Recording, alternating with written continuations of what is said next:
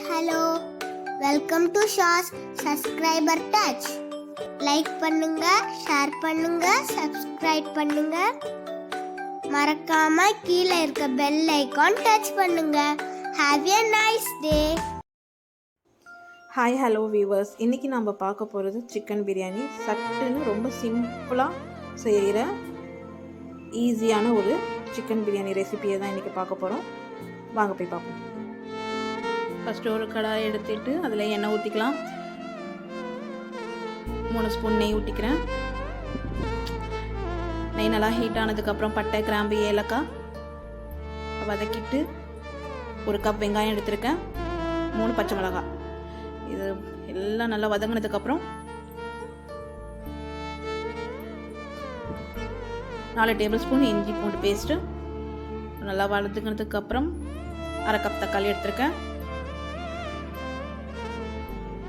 கொத்தமல்லி, புதினா போட்டு நல்லா வதக்கிக்கலாம். மஞ்சத்தூள் 1 ஸ்பூன், மிளகாத்தூள் 1 ஸ்பூன், காஷ்மீரி சில்லி 1 ஸ்பூன், அதுக்கப்புறம் கரம் மசாலா 2 ஸ்பூன் போட்டு நல்லா வதக்கி சிக்கன் 3/4 கிலோ எடுத்துருக்கேன். போட்டு நல்லா மிக்ஸ் பண்ணிக்கலாம்.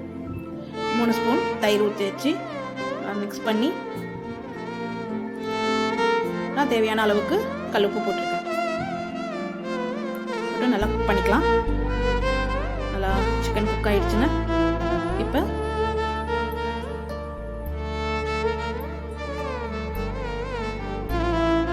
நான் ரைஸ் 3/4 கிலோ எடுத்திருக்கேன். 1க்கு 1.25 அந்த மாதிரி நான் தண்ணி ஊற்றிக்கிட்டேன்.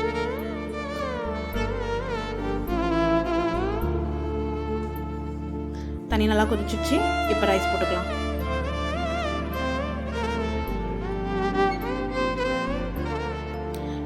ரைஸ் தண்ணி நல்லா சுண்டி வந்துருச்சு. இப்போ ரைஸ் பாதி குக்காக இருக்குது. இதுக்கப்புறம் கொத்தமல்லி தூவி 1 ஸ்பூன் நெய் விட்டு சிம்மில் வச்சு உங்களுக்கு பிடிச்சிருந்தா லைக் 15 மினிட்ஸ் தம் விட்டு மறக்காமல் சப்ஸ்கிரைப் பண்ணுங்கள். கீழே இருக்கிற பெல் ஐகானை டச் பண்ணுங்கள். அப்போ தான் உங்களுக்கு நான் போடுற நெக்ஸ்ட் வீடியோ உங்களுக்கு தெரியும். சூப்பரான பிரியாணி ஃபினிஷ். இப்போ பிளேட்டிங் முடிச்சிடலாம்.